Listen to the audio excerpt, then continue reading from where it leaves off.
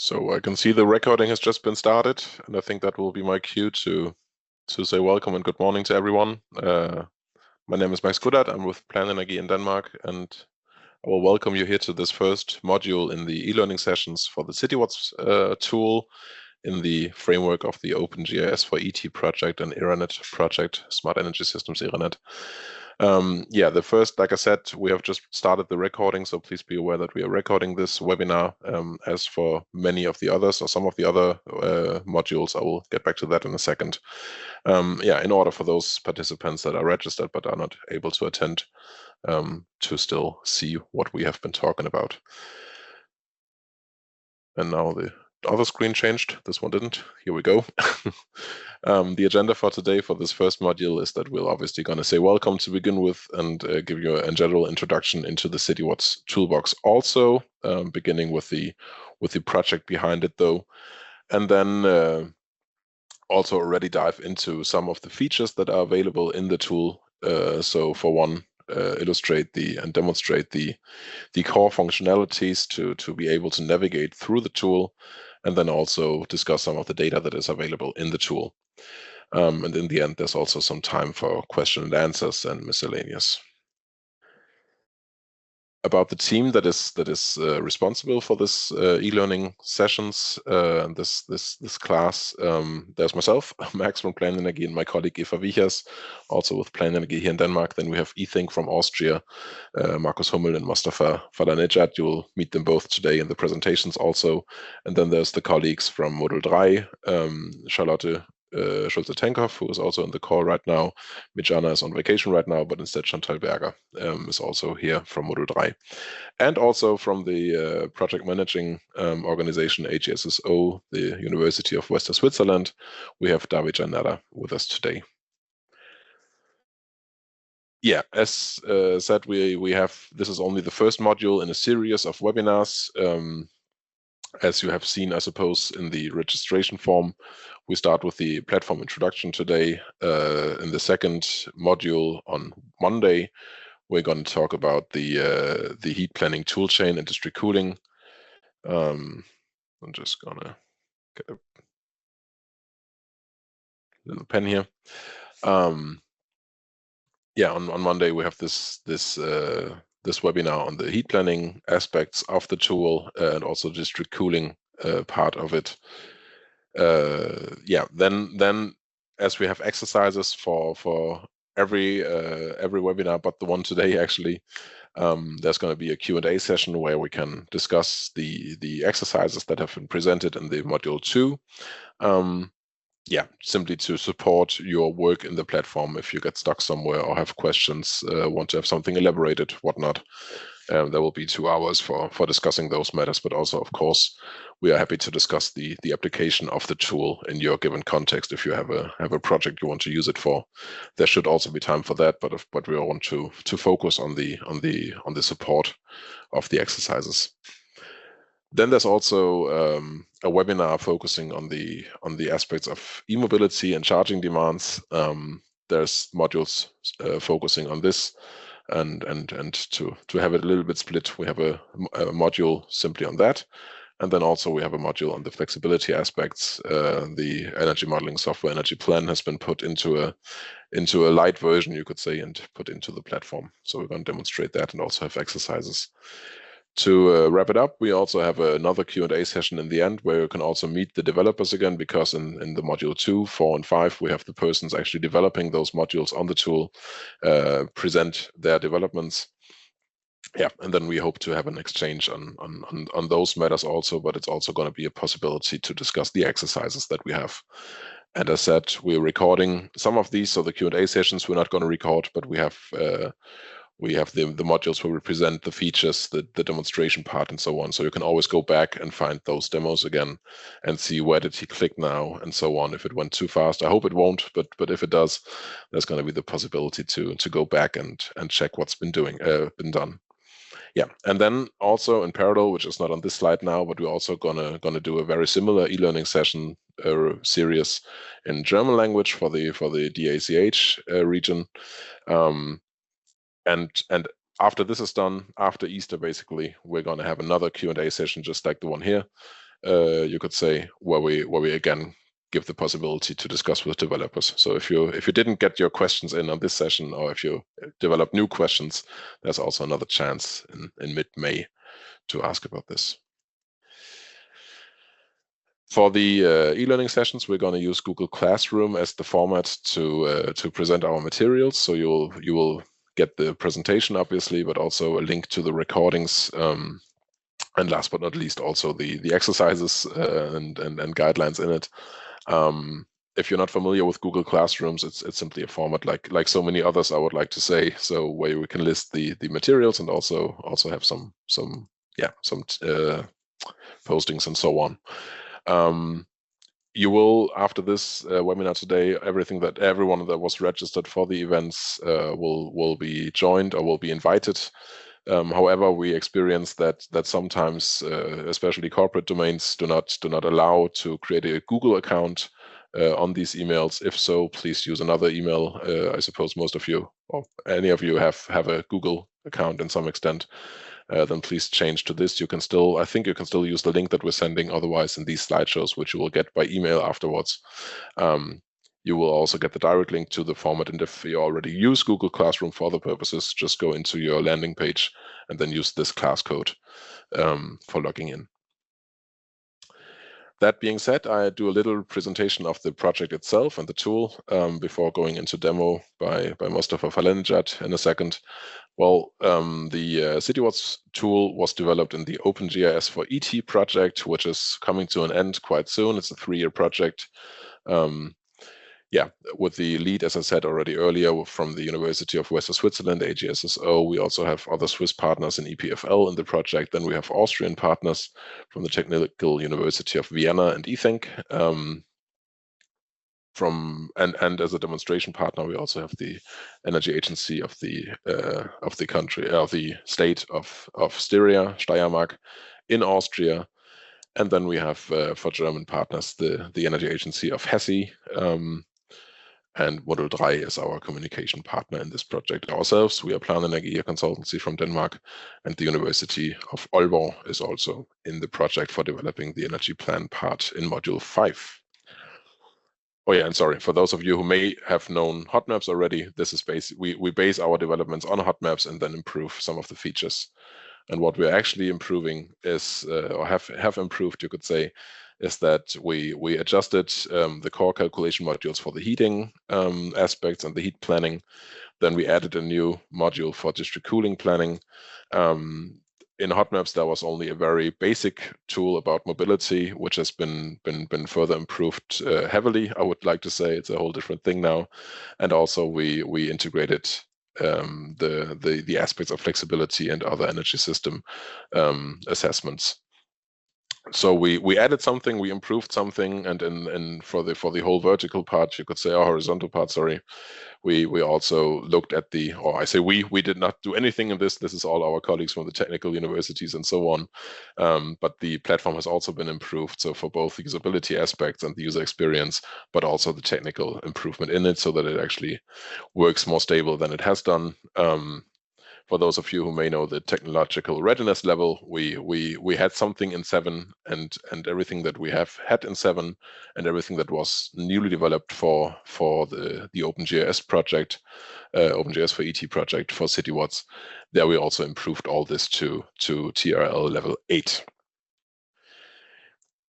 The components, it's a quite complex project. It contains many things. The core product, as you already may know, is the platform itself, which we're also going to work in this e-learning format. You have the link here. It's a Citiwatts. We're going to demonstrate it in a second. In this platform, you can find many things, but to put it simply, 2 things. On the one hand, there's data. So we have gathered a lot of data, processed some data, and so on. Much of this has been done in hot maps, and then some of it has been updated for the Citiwatts. But it's also just simply, if you want to use it only for that, it's a way to find data. And then we have calculation modules to process data, basically. So there's also a lot of calculators for different topics, and we're going to present some of these during those modules.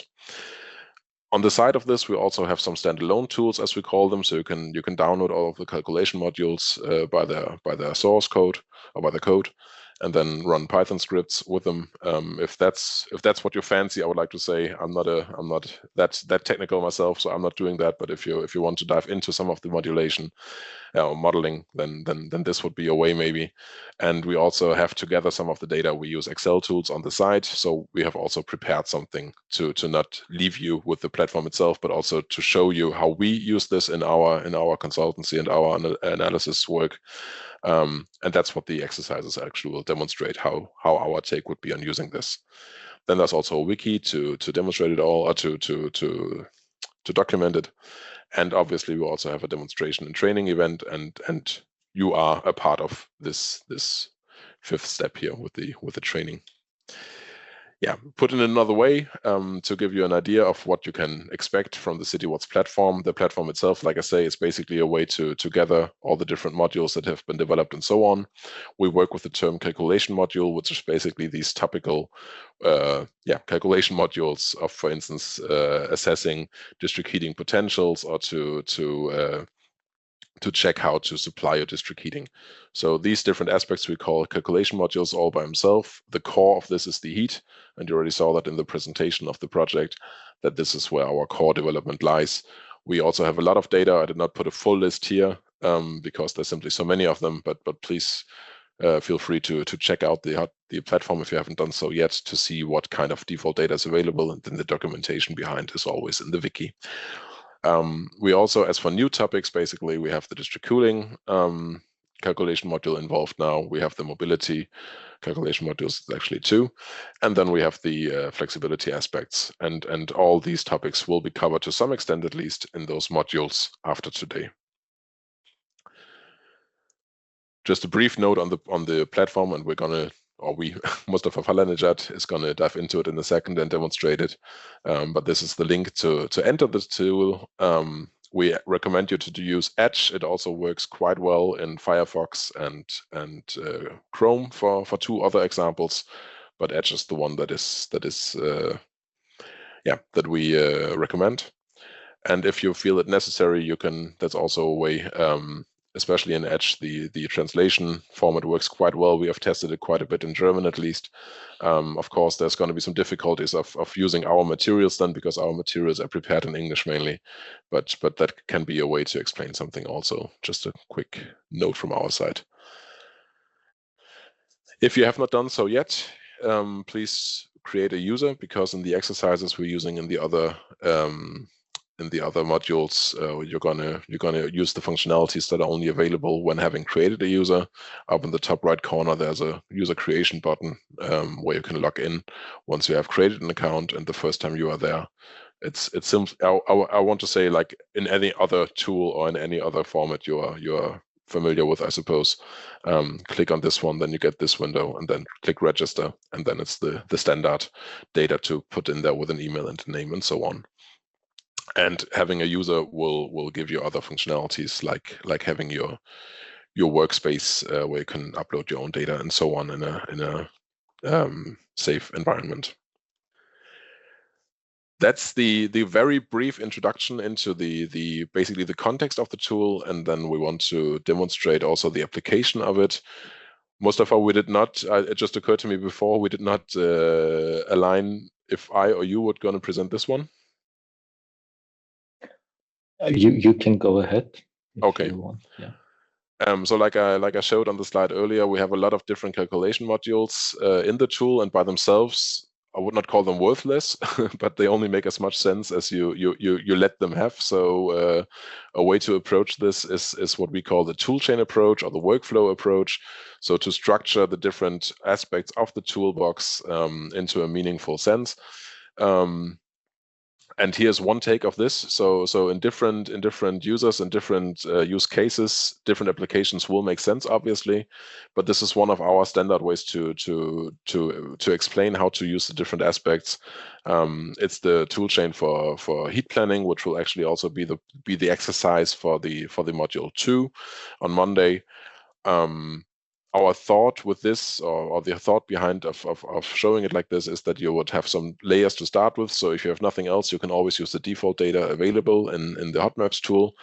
Then you can scale this heat demand data and the gross flow areas to or in this case the heat demand, to scale a certain level that you found more reasonable to calculate with later on. That's of course always your local assessment of what you find reasonable.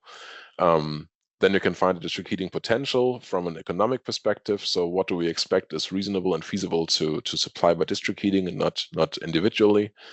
That gives us a number of megawatt hours, basically what we want to put into a grid, or what amounts of heat we think is reasonable to distribute in a grid, and also where. And then in another calculation module, we can look at how is this district heating then to be supplied. These don't interlink directly in the tool, and that's why we make a workaround, you could say, or on the side we have standalone tools in Excel in this case, to gather those data, and then we give you our template on how we approach this. Then you can always do more. We have faded this a bit out and make a dotted line to say this, but you can always improve this, of course. So instead of using our default data, you can use your own data. Instead of working with the simple scaling of heat demand, you can also use the tool that has been created for demand projection. You can also start with a gross screening of district heating potential areas in a more simple way, and so on and so forth. So you can always do more, but the tool itself, as it is there, already gives you some options, and we're going to dive into those aspects throughout the training. Yes, that's what I would like to say about this one. Mustafa, will you take over from here? Sure. Thanks a lot, Max, for this nice introduction. I share my screen now.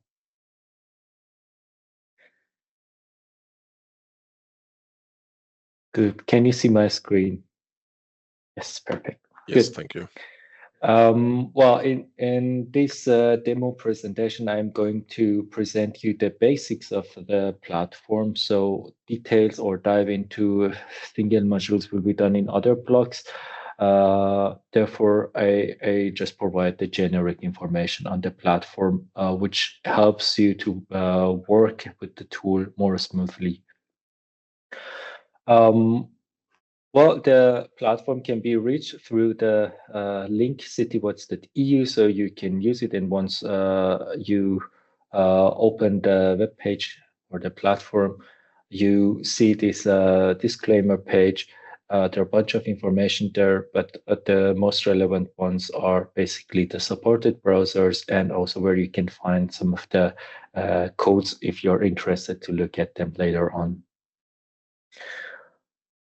Once you get into the platform, you see the map of Europe in the middle, and a bunch of tools around the corners, which I will go through them one by one. I think the most relevant one, which you will probably work a lot with, that would be these selectable areas, which are composed of NUTS regions in low and hectare levels. What is NUTS? NUTS is basically a nomenclature of territorial units for statistics. It's something that shows different regions at different levels, from smaller statistical units to higher ones. So NUTS 0 is basically one country, which currently is being shown on the platform. So you can pick different ones, and you will see these regions demonstrated there. Then we have local administrative units. That's also something that exists in two levels, level 1 and level 2. Level 1 basically is not available for everywhere, but level 2 is basically what we have here on the platform. It's basically the municipalities and communes, so it's pretty small boundaries, which you can select for a precise selection of cities and municipalities. And then we have one level of hectare, meaning that you will have the option to make a free selection on the platform. I will show you how to do it in a minute. You can, of course, distinguish between the base map that you're using. It could be satellite image. Sometimes it's more helpful to use that one, or sometimes the standard road background map. But I stick to the satellite one. And here we have this plus and minus for zooming in and zooming out to the maps. So as you can see, pretty much it's very similar to hot maps. We have made some refinement, however, which I mentioned them as well. When you click on the Citiwatts logo, you jump into the website of the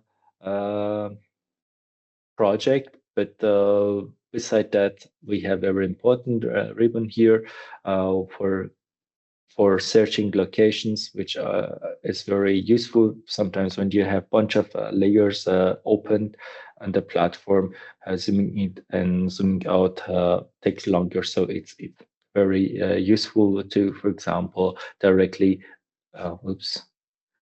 type in a city.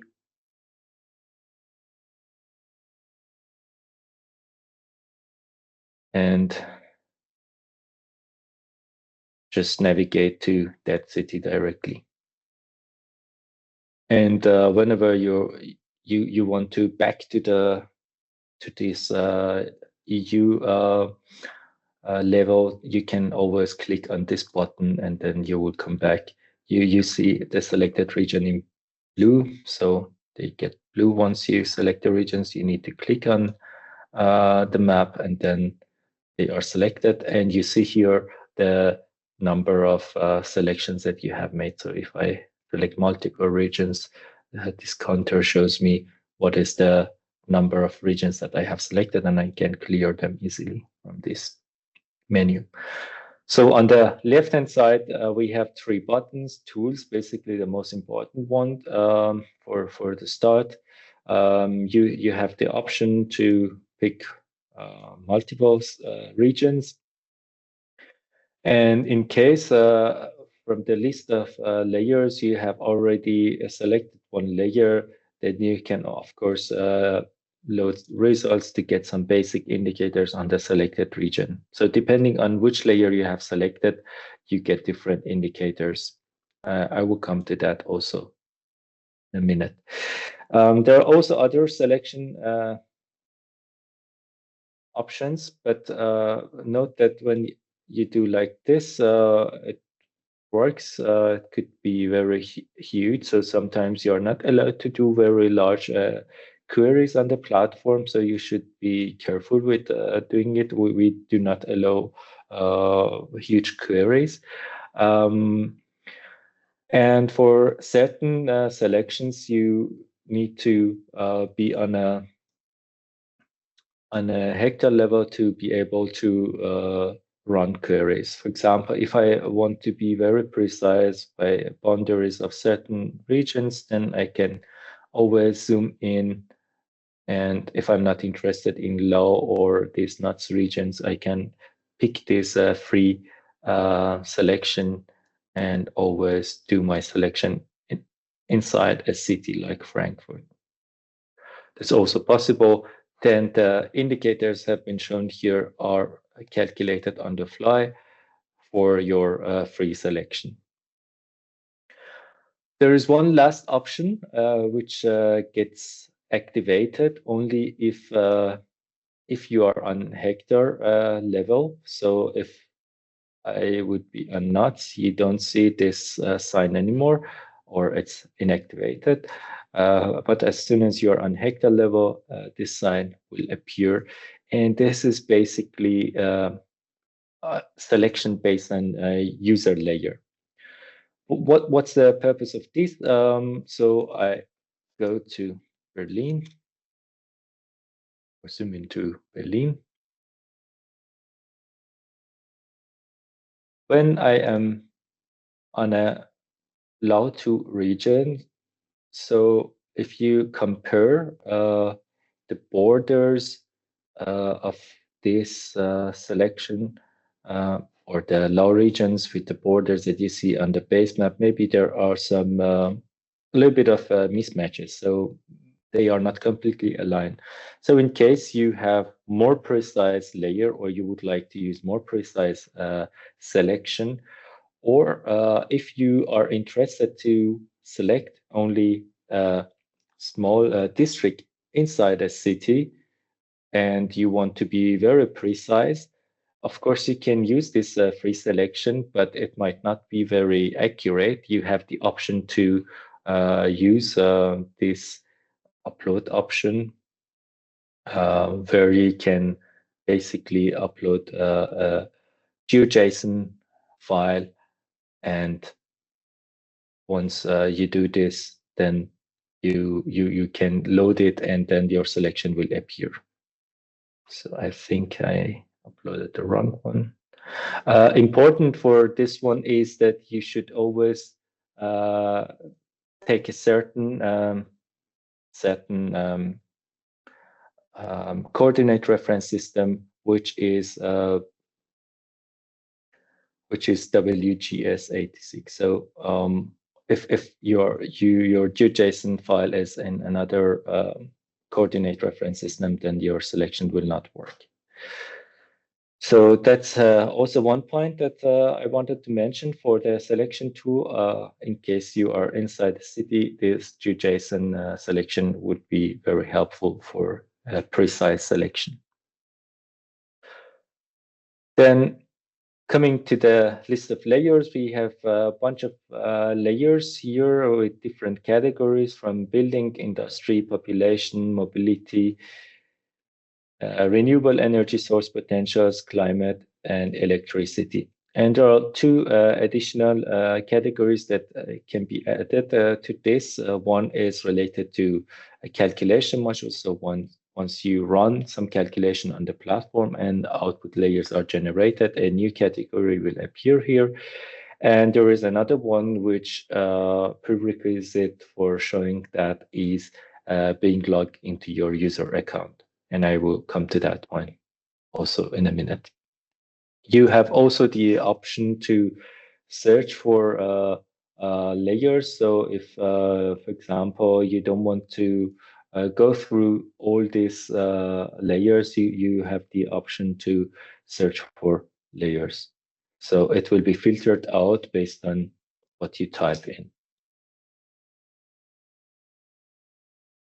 Good. Inside each layer, normally there is symbology where you can see the meaning of colors on the map.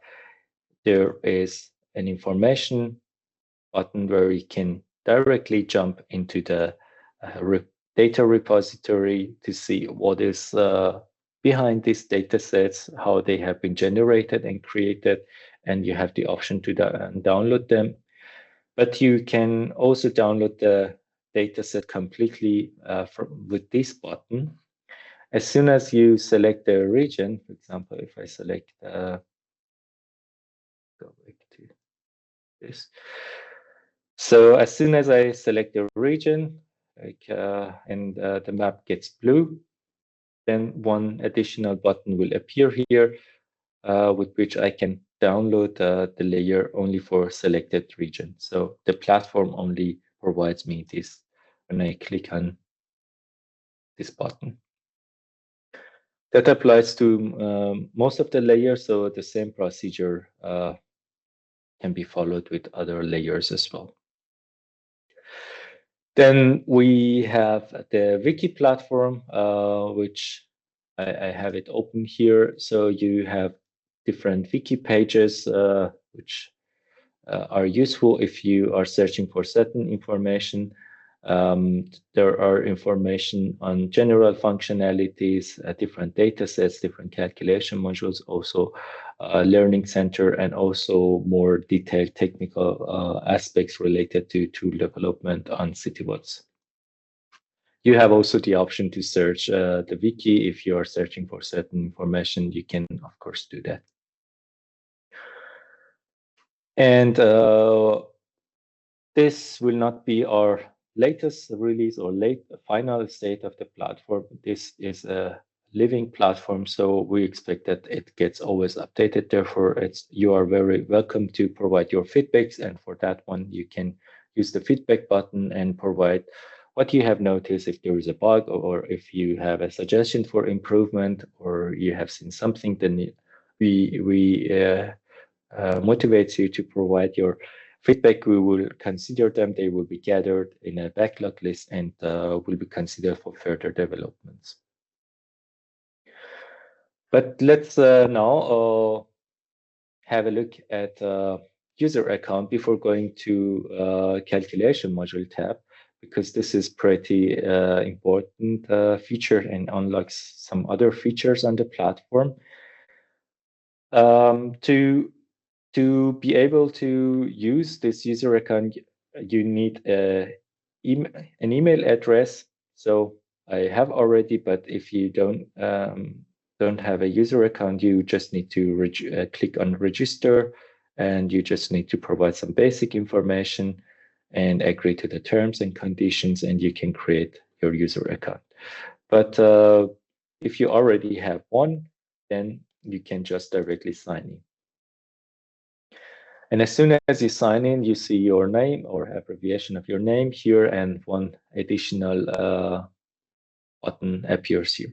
Be aware that after half an hour, even though maybe in the front end you see your name here, your account will be automatically logged out, so you will not be able to reach your files or your account after half an hour if you don't work with the platform. So once you are in your user account, if you click on it, you see your information. You have the option to delete your account later on as well. So there is no worries in that regard. And also you have the possibility to upload your own data sets on the platform. You are given 500 megabytes of disk space for uploading datasets and layers to the platform for visualization purposes and also for calculation purposes. So feel free to use this space. You have the option to share these datasets, but you don't have to. You can share this dataset with other people in your organization, not to everyone, but only to people in your organization. But if you don't want to do that, you can basically skip this sharing functionality. All your datasets remain private for you, and no one will have access to them. In order to upload datasets, you basically need to say the platform what is the datasets that you want to upload.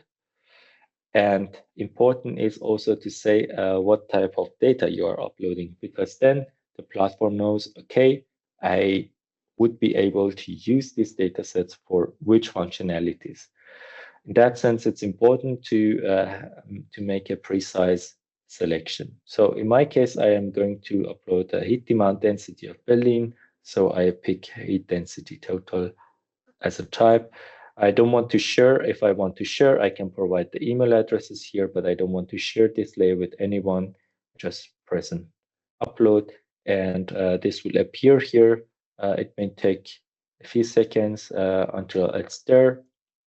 When I close and go back to the list of layers, as you can see, I see here also list of personal layers, and among them should be heat density for Berlin.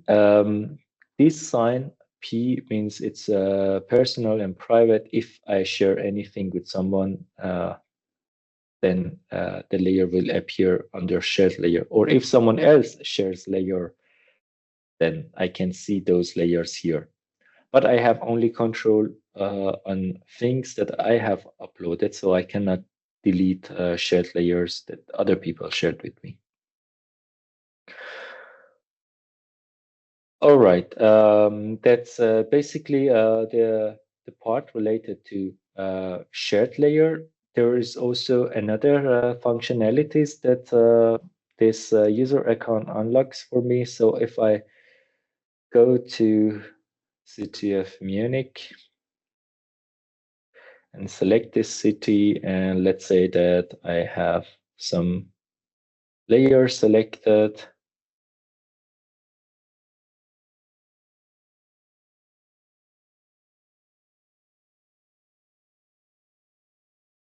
And let's say that I have to now leave the platform, and next time I want to start exactly with the same selections and same zooming level, then I have the option to create a snapshot of what the status of the canvas is. And for that one, I just need to come to the Tools tab and press on Save Now and give a name. So this will be saved here, and even if I clear everything and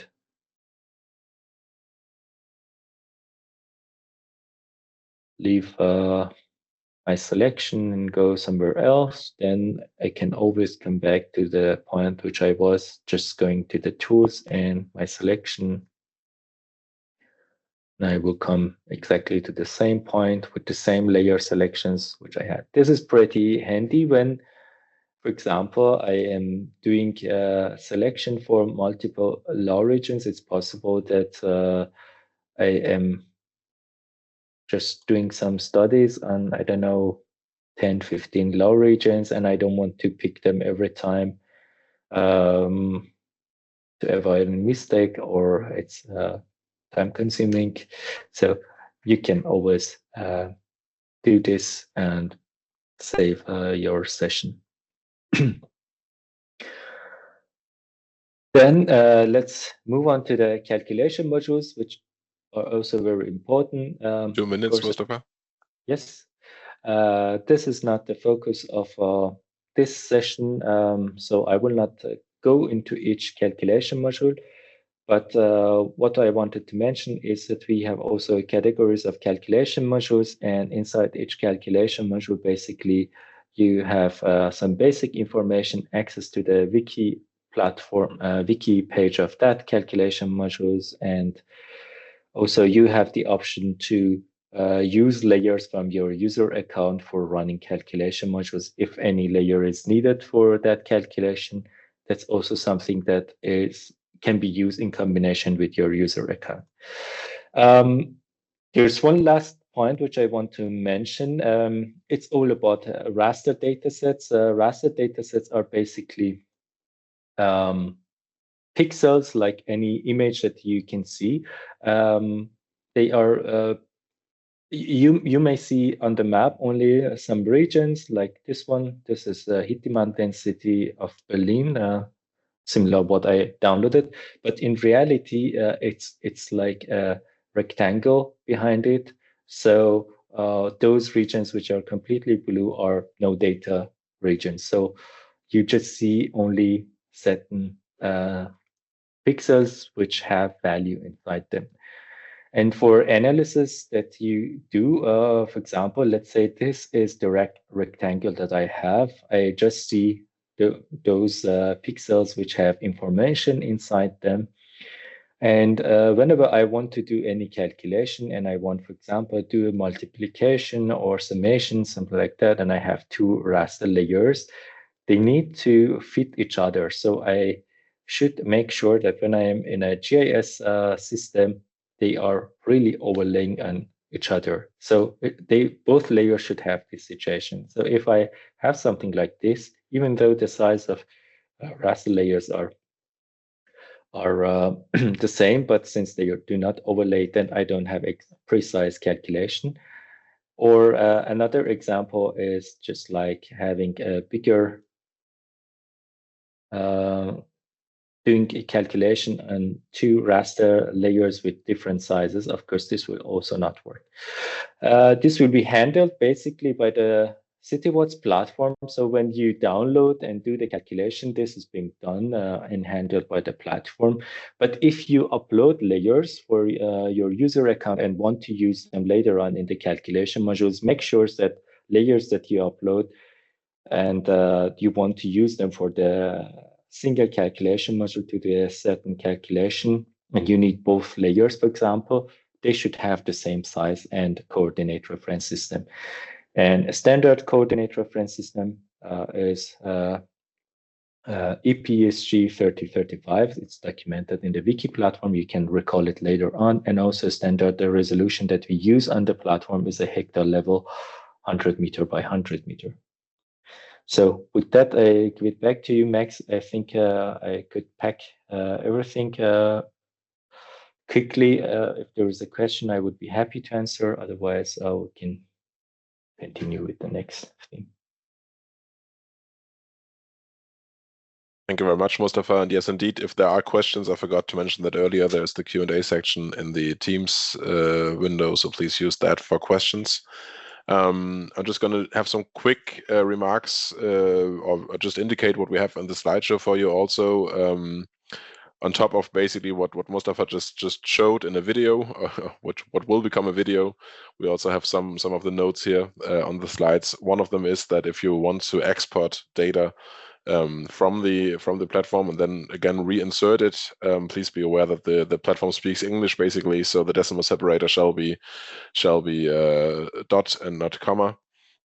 There's an easy way to do that in Excel if you want to export and then import again, and we're also going to show this once we reach the exercises in the other modules. But just to be aware already now, if you play around basically that you want to change your decimal separator to dot instead of comma, if that's your language right now. And if that doesn't work, you can also change the comma and dot on the Windows installation, but that's usually not necessary. Other than that, we have a few slides on basically summing up what Mustafa just said. Maybe that's easier for you to find again.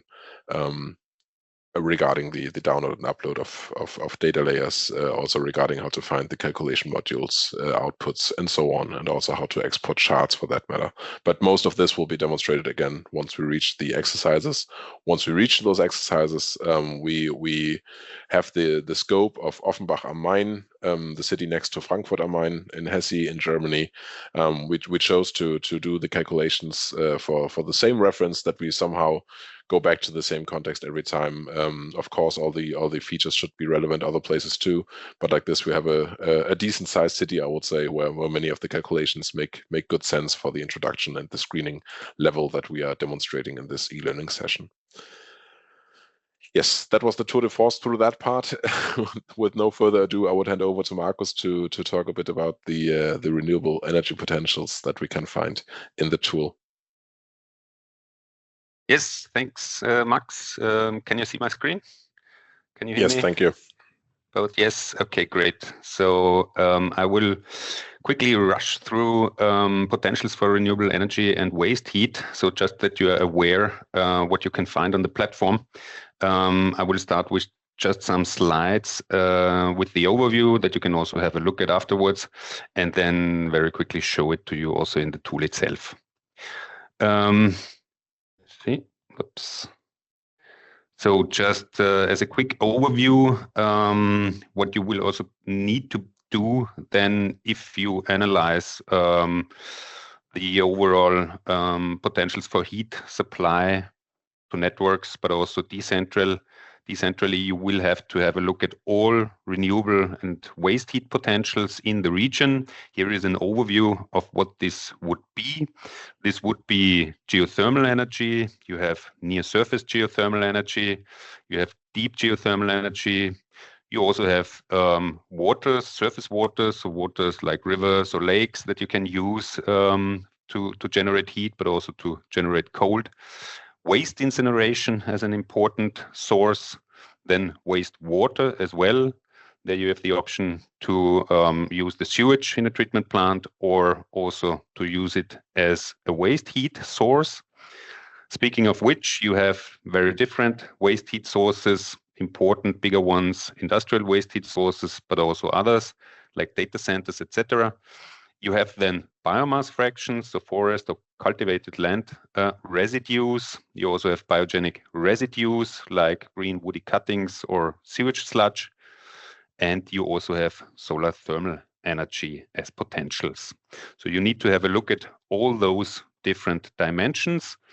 And if we then talk about heating, well, on the one hand, you need to at first see what is technically exploitable. So which are technical limitations that you have in the use.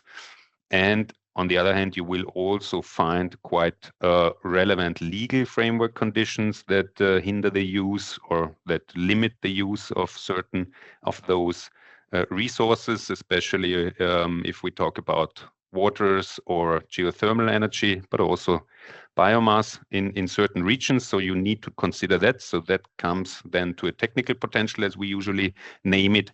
And then if we talk about the use in a heat network, which makes sense for several of those only, then you also need to consider the distance to the grid as an important limitation.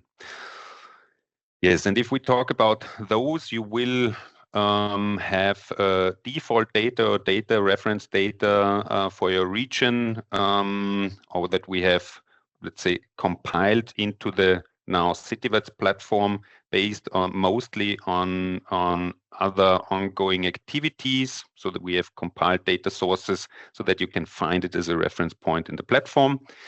Near surface geothermal energy, here there is nothing in the Citiwatts platform, but you can find it on the Safea platform. Here's a link to it. You will hear about that project as well later. Deep geothermal energy, there is a layer just to have a look at, but it's not usable in a quantitative manner. Again, here we refer to the Safea project where you can find more data on it. This is just for the German cases, a reference. Surface waters, you do not find anything in the platform. Waste incineration, yes, you find something. You find municipal solid waste, a data layer in the platform. It's estimated based on national data and available on NUTS 3 level. I'm going to show that later. We also have wastewater treatment plants in the platform, 2 different data layers. This is nearly fully coverage across Europe data layer. I will show it as well. We have industrial waste heat in the platform. There is a layer called industrial sites excess heat. That's an estimation based on publicly available data, obviously then only for the biggest plants in Europe. There is also additionally a tool. I will show it just where you find it. I will not show the tool, but just where you find it, where you can also add you can do on the one hand a simple estimation via 3 different methods of waste heat from different economic activities, and you can then include those spots with the data into the Citiwatts platform in order to visualize it. Then you have biomass layers, agricultural residues, wastewater from livestock and forest residues. Also estimated from national data. Biogenic residues, here we don't have anything in the platform, but we have solar thermal energy then for collectors, so for open field and rooftop, 2 different layers. So that's actually the overview that you can find in the slides. As Max has already said, the slides will be shared later on. I will now with that go to the platform. As we have seen, you can just go to the platform with citwatts.eu. Mustafa has showed that already, so you land then on the overall European continent. I will just, for showing now, just select NUTS 3 level and show you some of the layers that I have just talked about. So you find here different groups of layers. As Mustafa has shown, we have quite some layers on the buildings, which we're not going to use now. Then on industry, and here you find in the industry section this industrial site excess heat. I will just click it. Now you see all those data that are in the platform. If you look at it from the European perspective, it looks like several plants, of course, but if you go into detail into a certain city, most probably there is only the biggest or no data in it. Population, we don't need it now. Mobility, we also don't need it now. And here we have this section of renewable energy potentials. So here are the wastewater treatment plants. On the one hand, the power, on the one hand, the capacity. Here you can, and this is spot, so really point data. And here you have then also agricultural residues. And as you can see, this is then on NUTS 3 level, livestock effluents, forest residues. Forest residues, it takes a little bit to load it because it's quite some data. And as you can see, this is then on hectare level again. So you see really where those forest residues coming from. And now just that you see how you can also assess that. I just click on a certain spot here, on a certain NUTS 3 region. Then I go, as Mustafa has showed, to the tools section and load the results here. Then there pops up the results field here on the right. And here you see or indicators for all the layers that you have selected on the left side. So you see here, for example, in this NUTS 3 region that I have selected here, which is maybe a little bit small. I go into it a little bit. So we have here total excess heat potential total of 20 gigawatt hours, all of that in the range between 100 and 200 degrees Celsius. We also see we have 15 megawatt of wastewater treatment plants potential, so a person equivalent of around 240,000. We have agricultural residues in the whole region of 136 gigawatt hours, livestock effluents, forest residues, as you can see here. Then, so that's actually, and as I said, let's say a reference point. Of course, it's always recommended that you have a look at local data for local analysis or any more detailed data that you might have available. But it's always good to have a reference point. As Mustafa has also already shown, we have here further information or options for each layer. And here is this information. If you click on the information, and here you come if you click here to the repository link, so you can find here information about the data layer that is shown and where it comes from and what exactly was the basis for the analysis. Then coming to this calculation module that I wanted to show you, you find it here in the calculation module section, not in the demand, not in the district heating, cooling, not in the energy sources, but you find it here in the standalone section. Here you find 4 modules. One of them is the add industry plant. So here what you can do is just go to the wiki URL and download it. And what it is a okay. So you can download it. It's an Excel file, and you can generate with the Excel file simply layers that you can upload again. Yeah, and with that, that's it from my side for the potential section. I hand back to you, Max. Thank you very much, Markus. Just need to find the right window again here. There you go. Yeah, that being said, that was basically our platform introduction. So now you saw the ways to navigate around the platform, and also the first layers and calculation modules have been demonstrated. And of course, we're going to dive into those topics more detailed in those other modules beginning next Monday with the heat planning toolchain and the district cooling aspect, and then also looking into the mobility and charging demands and the flexibility afterwards. Now would actually be the time for the Q&A part, but I didn't receive any questions so far in the Q&A section. If you have any question, please don't hesitate to either write it there or now also open up your mic, raise your hand first maybe. While waiting for that, maybe I will just do the housekeeping also. Of course, we did not do this all by no intention. We had a project behind this, in this case, the OpenGIS for ET project in the SES AeroNet framework. And for those of you who don't know that concept, we have then also been funded locally from each participating country, EUDP in Denmark, Ministry in Germany, administrated by Jülich. In Austria and the Switzerland in the same format.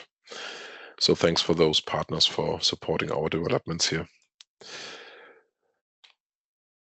That was my try to gap if there was some questions in the Q&A part, but apparently there's none. I see one. There's one. Sorry, yeah. I did not. Yes. There is one. Can you explain a bit on the building options? Yes, we can. We are going to do that on Monday. In the section on Monday.